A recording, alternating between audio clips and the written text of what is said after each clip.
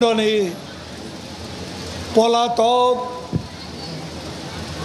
এবং গণঅভ্যুত্থান ঘটিয়ে শ্রীলঙ্কা স্টাইলে প্রধানমন্ত্রীর বাড়ি দখল করার টার্গেটও ওই রাতে ছিল যদি কারফিউ জারি না হতো।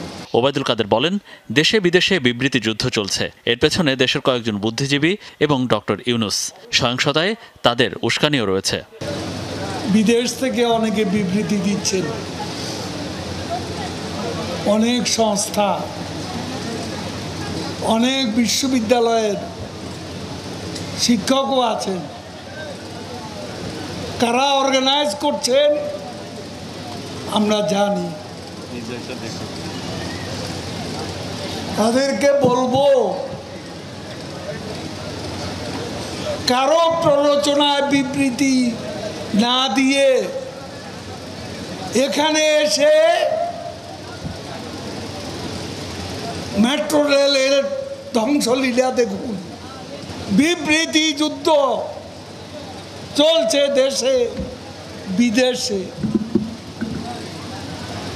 যেখানে আজ 111-এর মতো কুশীলব ডক্টর ইউনূসও যোগ দিয়েছে।